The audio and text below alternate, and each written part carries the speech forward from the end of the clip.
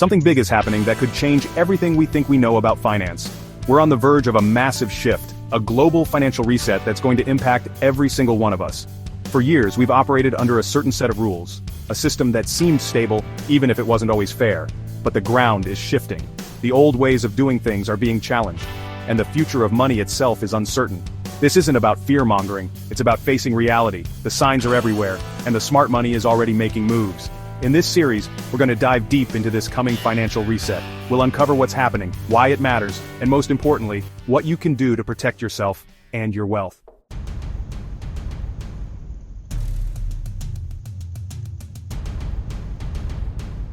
We're living in a time of unprecedented change. The global pandemic, geopolitical instability, and rapid technological advancements are all converging to create a perfect storm. And at the heart of it all is a fundamental shift in the way money works. The old financial system built on institutions that have held power for centuries is showing cracks. Central banks are printing money at alarming rates, leading to inflation that's eating away at our savings. Debt levels are skyrocketing, and the gap between the rich and the poor is widening at an alarming pace. Something has to give. The current trajectory is unsustainable, and the world's financial elite know it. They're already positioning themselves for what's to come, shifting their assets and making strategic moves to not only survive but thrive in the new financial landscape.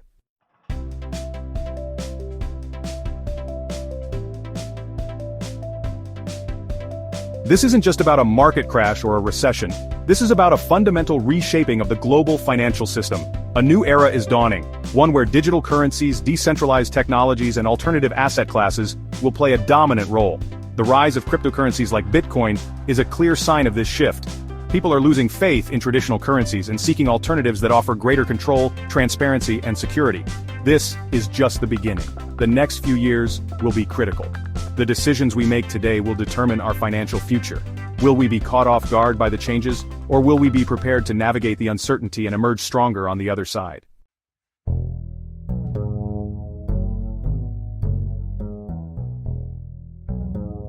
So what exactly is this great financial reset everyone's talking about? It's not a single event, but a period of significant transformation in the global financial system. Think of it as a tectonic shift, a realignment of power and wealth on a massive scale. Throughout history, we've seen similar resets. The collapse of the Bretton Woods system in the 1970s, the end of the gold standard, these were pivotal moments that reshaped the economic landscape. Each reset brought about new winners and losers, new rules, and new opportunities. What we're experiencing now is arguably even more profound. The rise of digital technologies, the interconnectedness of the global economy, and the sheer speed at which information travels. These factors are accelerating the pace of change at an unprecedented rate.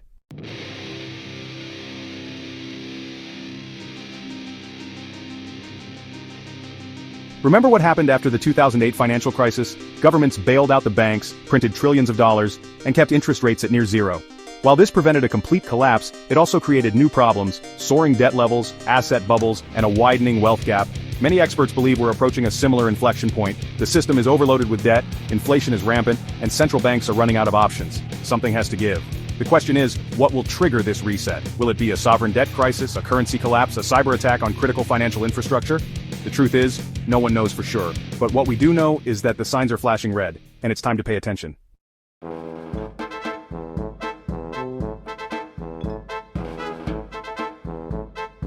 You might think you've heard it all about crypto, but what if I told you governments around the world are quietly rolling out their own digital currencies? That's right, folks. Central Bank Digital Currencies, or CBDCs, are coming sooner than you think. Picture this. Instead of using Venmo or Apple Pay, you're making payments directly through a digital wallet controlled by the Federal Reserve or the Bank of England. This isn't some futuristic fantasy, it's already happening in countries like China with their digital yuan. Think about the implications here. Your money, every transaction you make, could be tracked and traced with an unprecedented level of detail. Forget about privacy. Forget about anonymity. Everything becomes transparent. And it's not just about tracking. Imagine a world where your money has an expiration date, where the government can incentivize certain spending habits or even restrict purchases they deem unfavorable. This is the potential reality of a CBDC-dominated world.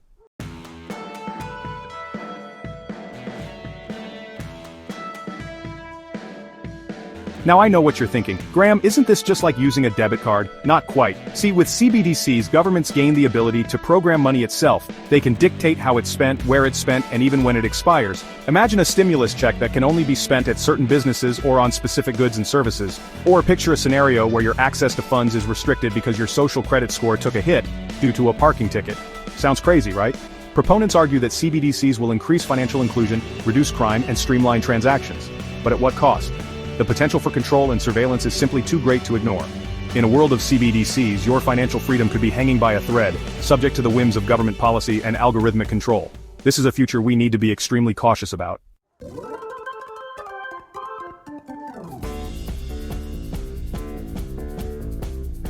Remember the days of pulling out a wad of cash to pay for groceries? Yeah, me too. But those days are fading fast as we're increasingly pushed towards a cashless society. Think back to the last time you actually used cash for a significant purchase. Can't remember? You're not alone. Look around, folks. We're already seeing the signs. ATMs are disappearing, bank branches are shutting down, and even street vendors are accepting digital payments. This isn't a coincidence. It's a calculated transition, orchestrated by governments and financial institutions. Sweden, for example, is already almost entirely cashless. And other countries like India and Nigeria are rapidly phasing out physical currency. While this might seem convenient on the surface, it comes with a dark side, a loss of privacy and financial autonomy. Without physical cash, every transaction, every cup of coffee, every pack of gum you buy is tracked and recorded. Your spending habits become data points, feeding algorithms that build a detailed profile of your every move.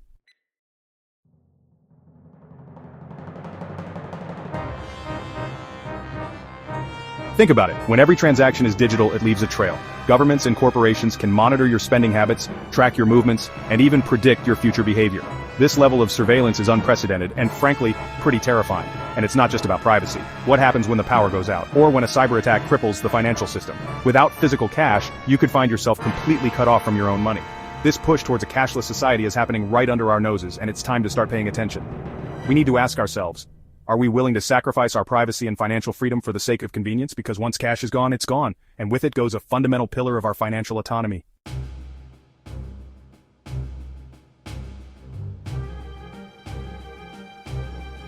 Remember when I mentioned programmable money earlier? Let's dive deeper into that rabbit hole because this is where things get really interesting. And by interesting, I mean potentially terrifying. With CBDCs, governments have the ability to dictate how, when, and even where you can spend your own money.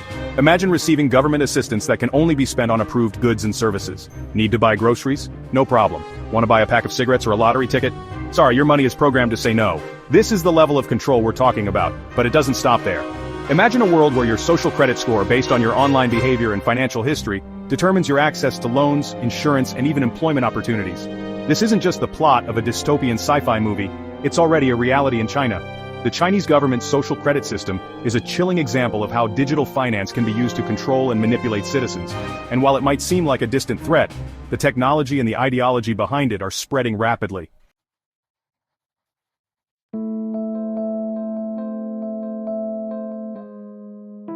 Now, I'm not a conspiracy theorist, but let's connect the dots here. With CBDCs, governments gain unprecedented access to your financial data. They know where you spend your money, what you buy, and how much you have in the bank.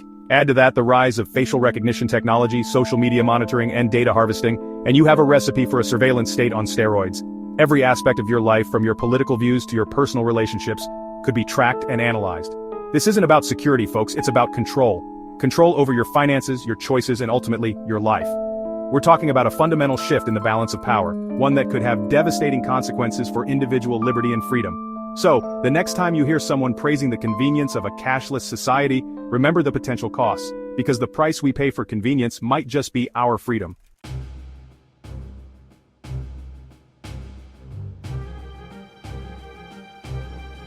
We've talked about the shift towards a cashless society and the rise of CBDCs, but where does cryptocurrency fit into all of this? Is it a tool for freedom, or is it just another system for the powers that be to control? Some say crypto, particularly Bitcoin, is the ultimate escape from a rigged financial system. They argue its decentralized nature makes it resistant to government manipulation. I get it. The idea of a currency outside the control of any government is appealing. But here's the thing, governments don't like competition, especially when it comes to money. They're already working on ways to regulate and control the crypto space. We're seeing stricter KYC, know your customer rules, crackdowns on decentralized exchanges, and even talk of government-backed stablecoins designed to rival existing cryptocurrencies. So is crypto the revolution we've been waiting for, or is it just another battleground in the fight for financial freedom? Let's dive deeper and explore the potential fate of decentralized finance in a world increasingly dominated by centralized digital currencies.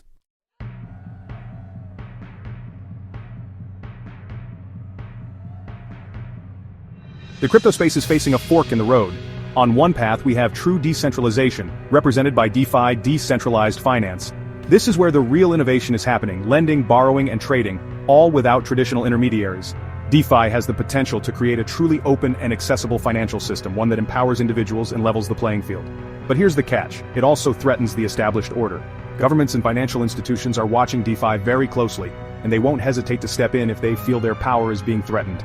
On the other path, we have the rise of government-controlled cryptocurrencies. These CBDCs might offer some of the convenience of digital assets, but with a big caveat: they come with strings attached. Your transactions can be tracked, your spending can be limited, and your access to funds can be revoked at any time. The future of finance hangs in the balance. Will we embrace a truly open and decentralized system, or will we succumb to a world where every transaction is monitored and controlled? The choices we make today will determine the financial landscape of tomorrow.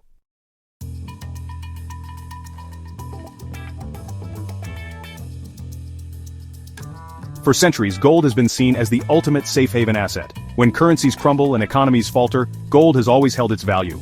It's a tangible asset with intrinsic worth, a hedge against uncertainty and inflation.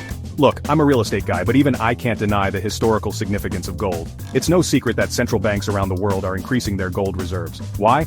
Because they understand the importance of diversifying their holdings and protecting themselves against a potential currency crisis. Now you might be thinking, Graham, we're moving towards a digital world. Does gold even matter anymore?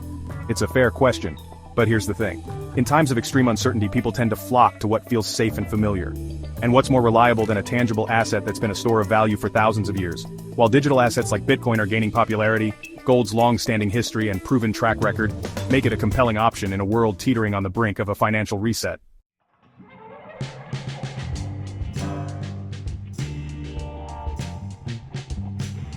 Let's be clear.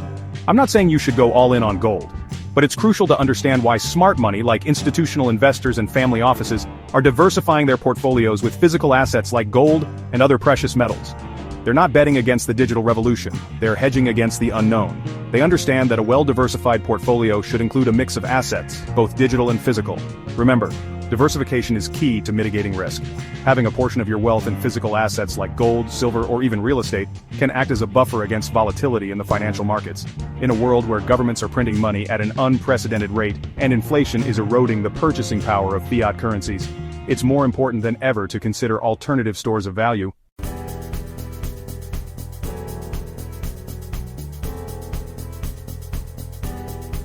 Whenever there's a major market shift, it's always fascinating to see where the big money is flowing. Remember, these are people with access to the best financial advisors, the most up-to-date information, and a keen understanding of market cycles. One trend we're seeing is a significant movement towards alternative investments. I'm talking about things like private equity, venture capital, and real estate. These are assets that aren't directly correlated with the stock market, providing a hedge against volatility and potential inflation. Another interesting trend is the rise of passion investments. Think rare art, collectibles, and luxury goods. These assets tend to hold their value well during periods of economic uncertainty and can even appreciate significantly in value. Now, I know most people watching this aren't billionaires with millions to throw around, but that doesn't mean we can't learn from their strategies. By understanding where the smart money is moving, we can gain valuable insights into how to protect and grow our own wealth, even on a smaller scale.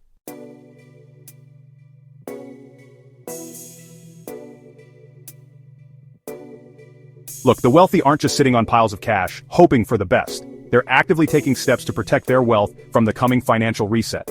One way they do this is through diversification. I've said it before, and I'll say it again. Diversification is crucial. Don't put all your eggs in one basket. Instead, spread your investments across different asset classes, industries, and geographical locations. Another strategy the wealthy employ is hedging. This involves investing in assets that are expected to perform well if the market takes a downturn. This could include things like gold, bonds, or even inverse ETFs. Finally, the rich understand the importance of staying informed. They're constantly monitoring the markets, reading financial news, and consulting with their advisors. They're not just reacting to events, they're anticipating them.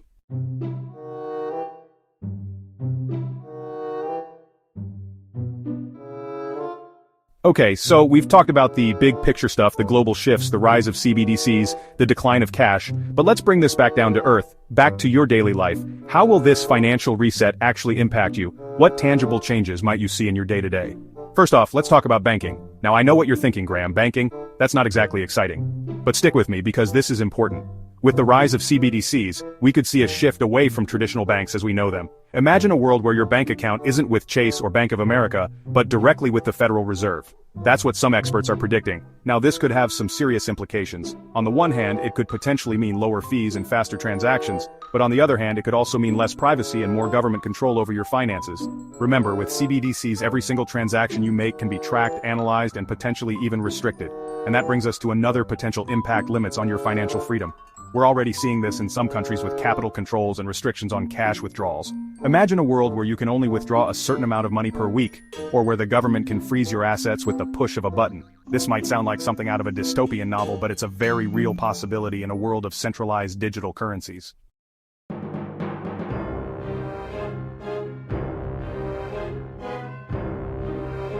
Let's talk about taxes, because let's be real, no one likes talking about taxes. But in a world of digital currencies, taxes could become even more complex and potentially even more burdensome. See, with CBDCs, governments would have real-time visibility into every single dollar you earn and spend.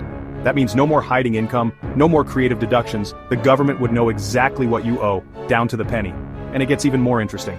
Some experts believe that CBDCs could pave the way for something called programmable money.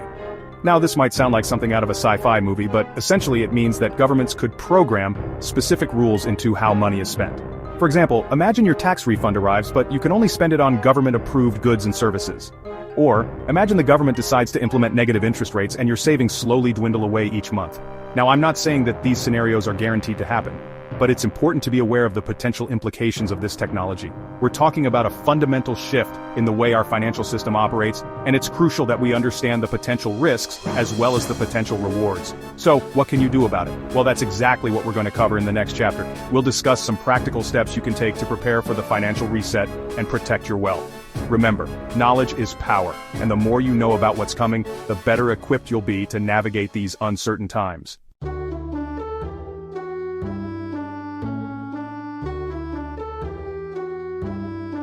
So how do you actually prepare for something like this? A global financial reset sounds like some scary movie plot, but the truth is, it's about being smart, not scared. You've worked hard for your money, so let's talk about how to protect it. First things first, diversification is key. Remember the saying, don't put all your eggs in one basket? That applies here more than ever. If one asset class takes a hit, you want others to cushion the blow. Think about it. Having all your money in one country, one currency, or one type of investment is like betting everything on black at the roulette table. Sure, you might win big, but the odds are definitely not in your favor. Instead, spread your risk. We'll dive into specific strategies in a minute, but keep this diversification principle in mind as we go through the rest.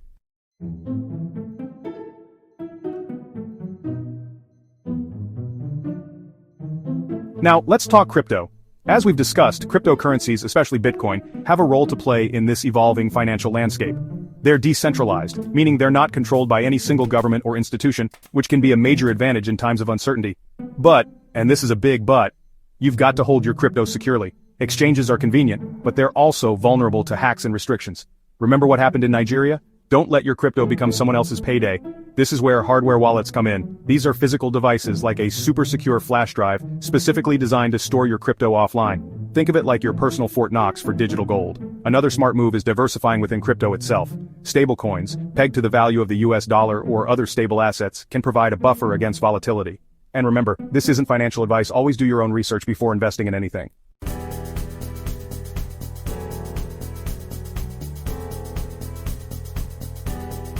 We've covered a lot of ground, from the technicalities of CBDCs to the potential impact on your everyday life.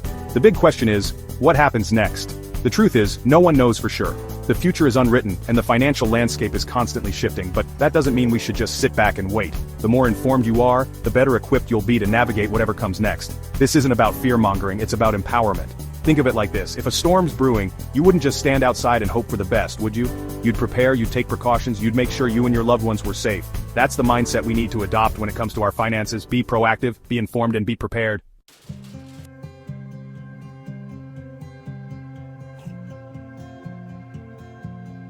The future of finance is being written right now, and you have a say in how it unfolds. It starts with awareness, with understanding the forces at play and the potential consequences. But it doesn't end there.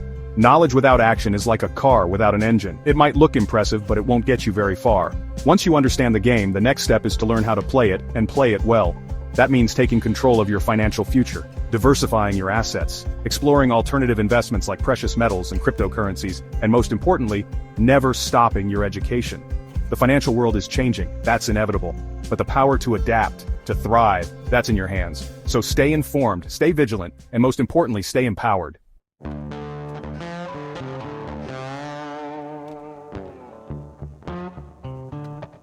I hope this video has given you a lot to think about. Remember, the financial world is changing fast. Stay informed, stay curious, and you'll be well ahead of the curve. Don't forget to like, subscribe, and hit that notification bell so you never miss an update.